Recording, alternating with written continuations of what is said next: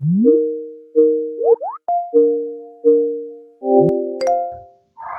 everyone! Welcome to the first episode of Tam Talk. I am Chloe and I am here with my co-host. Wait guys, huwag niyo naman takpan yung camera niyo. Hi everyone, I'm Elle. And I'm Gerard, and today we will talk and analyze the documentary called The Social Dilemma, directed by Jeff Orlowski. Pero guys, syempre, bago ang lahat, and to start things slightly, may isi-share muna. Oh my gosh, spill mo na yan. O ano yun? Alam niyo ba, no, ang laking factor ng social media sa mental health ko nung pandemic. As in, grabe, bawal kasi lumabas eh. Hala, nakaka-relate din ako. Pero sige, share mo na. Parang nagkaka-flashbacks din ako.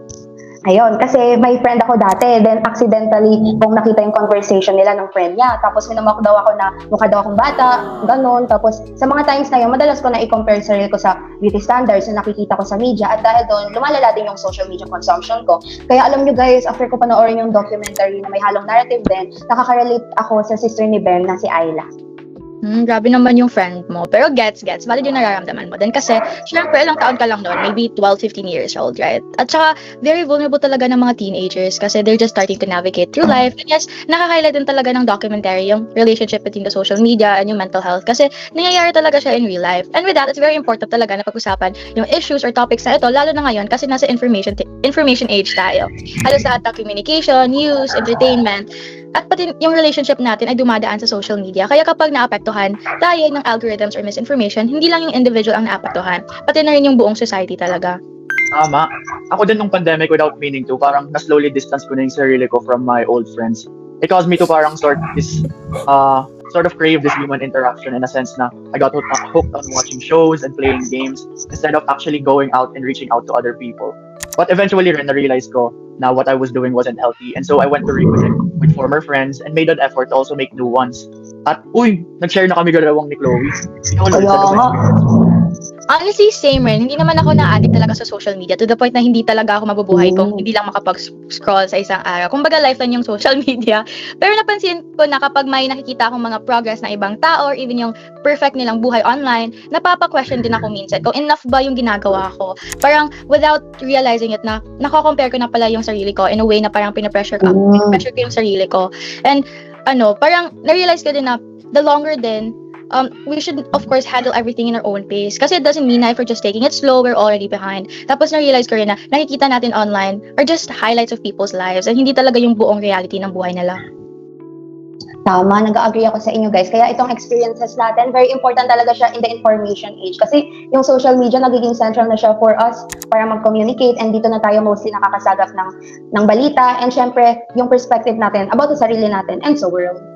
Kaya an ethical concept that we can tackle based on the social dilemma is Kant's categorical imperative.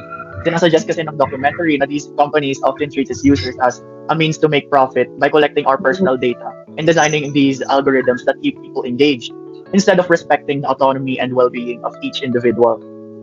Isa rin na pwede natin makonect rin dito is yung empathy by showing the effects of social media on people's mental health, relationships, and society. And through these, parang we can begin to understand that the documentary encourages us as viewers and users and these big technology companies to understand the human impact of their actions and the need to prioritize people's well-being over profit or gain. Yes, tama. Pumapasok yung virtue of temperance or we could connect it to moderation when di naman sinasabi ng documentary na masama ang social media, right? The problem is that kapag hinahayaan natin itong i-control yung oras, yung emotions natin at yung mga decisions natin, dapat tayo rin ang magko-control sa technology at hindi yung technology yung kumokontrol natin. Diba? Pero syempre, hindi rin dapat natin papalagpasin yung pag-spread ng misinformation or falsehoods. Nadali na rin kasi ako yan eh. Tama. I think a big case of this was during the pandemic and about all the false and fabricated stories about certain miracle cures and treatments.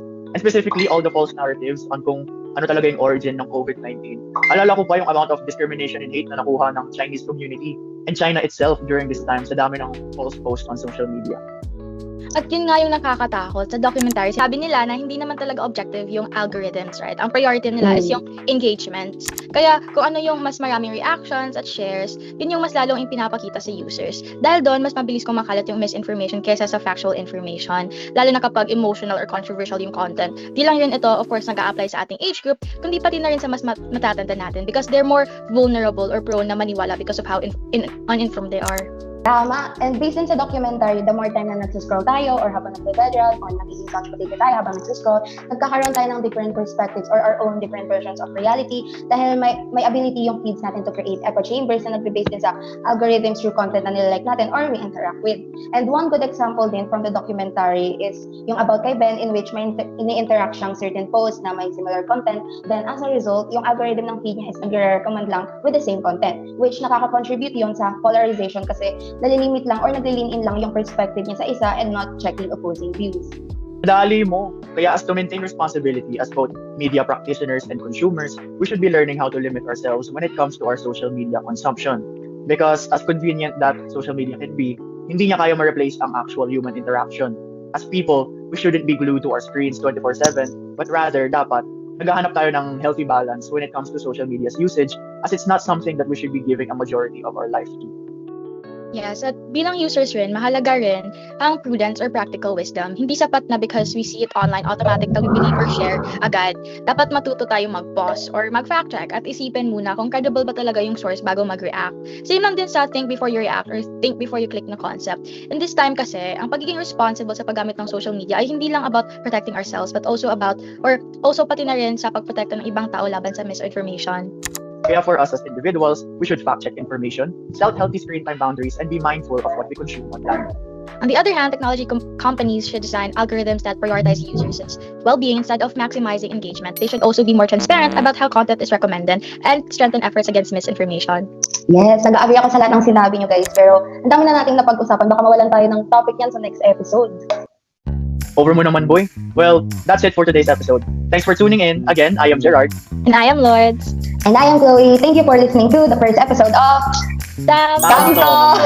Ay, parang di tayo nagkasabay-sabay doon ah. Pero anyway, see you guys to the next. Bye! Bye!